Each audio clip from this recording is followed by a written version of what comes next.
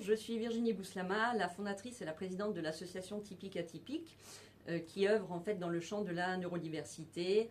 Donc on part du haut potentiel en passant par les troubles du neurodéveloppement, le TDAH, le TSA, les troubles 10. Je suis bien évidemment concernée moi-même ayant un TDAH ainsi que mes 3 enfants.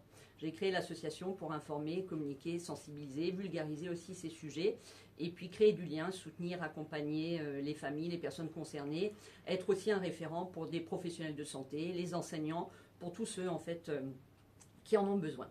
Alors quels sont les signes évocateurs d'un TDAH en classe? Il y en a plusieurs. Ce sont souvent des élèves qui en fait sont dans la lune ou alors qui gigotent, qui bougent sur leur chaise, qui se retrouvent un peu les quatre fers en l'air parce que voilà, ils ont ce besoin en fait de bouger, cette agitation motrice. Ça peut aussi être des oublis de matériel, des pertes de matériel, du matériel cassé. Ça peut être beaucoup de choses liées en fait à de l'ennui, à en fait cette hyperactivité, ce besoin de bouger. Il y a aussi l'impulsivité. Donc ce sont souvent des élèves qui agissent avant de réfléchir. C'est vraiment l'image qui montre un peu ce que c'est le TDAH. Donc ils n'attendent pas forcément la fin de la question, ils ne lèvent pas le doigt, ils n'attendent pas leur tour. Ils ont ce besoin vraiment de répondre tout de suite parce que ça leur passe par la tête. Ils pensent avoir peut-être la réponse et ils n'arrivent pas en fait à inhiber et à attendre leur tour.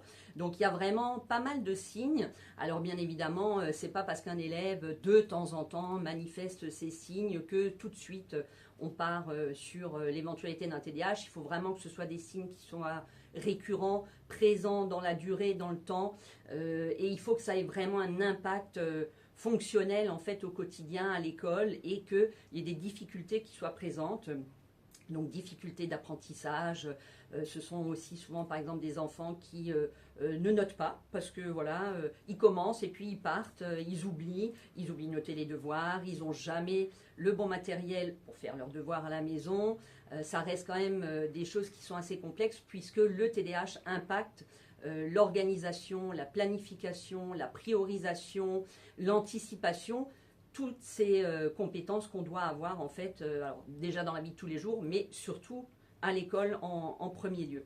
Et donc ce sont des petits signes voilà, qu'on peut observer et auxquels il faut être attentif, notamment encore une fois quand ils sont récurrents et qui sont vraiment présents au quotidien, tous les jours de la semaine, dans toutes les matières, avec tous les enseignants. C'est aussi de toute façon des symptômes qui s'expriment sur les temps méridiens, sur le temps aussi du périscolaire, c'est pas que à l'école. Donc encore une fois, ça aussi c'est important de l'avoir en tête et d'essayer en tout cas voilà, d'être attentif à ça pour pouvoir avoir la puce à l'oreille et éventuellement savoir ce qu'il faut mettre en place et puis en discuter également avec les parents.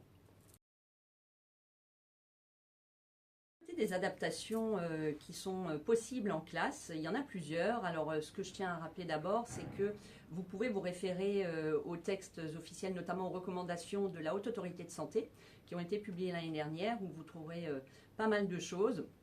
Ensuite, dans les textes officiels, ceux-là du ministère de l'Éducation nationale, il est fait mention de coéducation. C'est très très important, la coéducation, c'est vraiment la connaissance en fait du trouble et puis surtout intervenir vraiment tous ensemble entre enseignants, parents, l'élève bien évidemment, ce qui est quand même le premier concerné, et idéalement même avec le ou les professionnels qui suivent l'enfant. Donc ça c'est très important. Il y a aussi le volet psychoéducation. La psychoéducation en fait c'est connaître et comprendre le trouble. Et après, pouvoir proposer évidemment des compensations, des adaptations qui sont nécessaires en fait pour les élèves qui ont un TDAH. Alors, il y a plein de choses qui existent. Il y a des choses finalement toutes simples à mettre en place. Ça peut être leur faire bénéficier de petits outils, des petits fidgets anti-stress. Ça peut être la galette de chaise pour qu'ils puissent gigoter sans forcément tomber de leur chaise. Ça peut être un élastique qui est mis ou une chambre à air usagée au pied des chaises pour qu'ils puissent bouger, gigoter, parce qu'on sait que le cerveau fonctionne mieux en mouvement, ce qui est encore plus le cas pour les enfants qui ont un TDAH. Donc ça, c'est vraiment des choses utiles. Après, ça peut être aussi un code couleur sur le bureau de l'élève si c'est possible, pour qu'il puisse se repérer et avoir un visuel, parce que c'est souvent très compliqué au niveau de l'organisation et de la planification. Les consignes, c'est très important. C'est une consigne à la fois. Je sais que ce n'est pas forcément facile, mais c'est important de l'avoir en tête. 2 ou 3 consignes, on perd un élève qui a un TDAH, il aura intégré la première, et après c'est terminé, il aura déjà oublié la suivante. La décomposition des tâches est très importante aussi, notamment quand il y a des devoirs à faire en classe. C'est au lieu de donner la feuille recto-verso avec 10 questions, c'est, si c'est possible, découper, donner une question par une question pour que l'élève, encore une fois, ne se perde pas et ne passe pas de la première question à la dernière en oubliant peut-être les 3 qui sont au milieu. Donc ça, finalement, ce sont des choses qui sont quand même assez simples à faire et qui comptent énormément pour un élève qui a un TDAH. Et puis après, bien évidemment, au-delà de cette compensation, de ces adaptations, c'est vraiment la compréhension et la valorisation, c'est très important pour l'estime de soi. Et puis quand on a un élève qui a un TDAH et qui bouge vraiment beaucoup, c'est lui permettre peut-être de se lever, c'est le mobiliser s'il y a quelque chose à faire au tableau, effacer le tableau, s'il faut aller chercher du matériel dans une autre salle, c'est proposer à cet élève en particulier, ça lui permet de se dégourdir les jambes, de se défouler et puis finalement peut-être aussi de l'apaiser et de repartir d'un bon pied pour la suite du cours. Voilà. Donc c'est des choses, c'est beaucoup de bon sens. Et après, il y a des choses, des petites choses à mettre en place, mais toujours dans cet esprit de co-construction avec les parents et l'élève, et de faire en sorte que finalement ça ait un effet vraiment bénéfique. Alors en tant qu'enseignant, par rapport à tout ce qu'on s'est déjà dit, si vous avez remarqué certains petits signes évocateurs d'un potentiel TDAH, vous pouvez tout à fait, dans cet esprit de co-construction, en discuter avec les parents, avec l'élève également, et puis mettre finalement les parents sur une piste en leur proposant peut-être d'aller consulter dans un premier temps leur médecin généraliste, qui lui est censé être un peu le chef d'orchestre, qui pourra les guider, les réorienter le cas échéant vers un psychologue, un neuropsychologue, un pédopsychiatre, un neuropédiatre, un psychiatre si l'élève est plus âgé. Donc l'idée, c'est vraiment de trouver des solutions, de trouver des pistes, d'amener les parents peut-être à s'interroger, parce qu'on sait également qu'il n'y a pas toujours les mêmes symptômes à la maison qu'à l'école. L'expression en tout cas des symptômes peut ne pas être la même, mais vous êtes enseignant, vous avez les enfants un grand nombre d'heures dans la semaine sur les bancs de l'école, donc vous êtes aussi en capacité et finalement aussi en droit d'en parler avec les familles. Et encore une fois, c'est très important, ce principe de co-construction. On est censé œuvrer tous ensemble dans une même dynamique, donc qui est finalement le bien-être de l'élève, sa réussite scolaire, c'est quand même très important. Donc n'hésitez pas, faites-vous confiance et puis parlez-en vraiment à tête reposée avec les familles, en essayant de trouver des solutions qui peuvent convenir à tout le monde. Donc voilà, donc la porte d'entrée, c'est vraiment au départ le médecin généraliste, et puis après ça fait son chemin. Dans tous les cas, les parents prendront la décision leur revient. C'est à eux après de faire les démarches et puis de voir ce qu'il y a lieu de faire ou pas, et finalement après aussi de revenir vers vous et d'en discuter avec vous.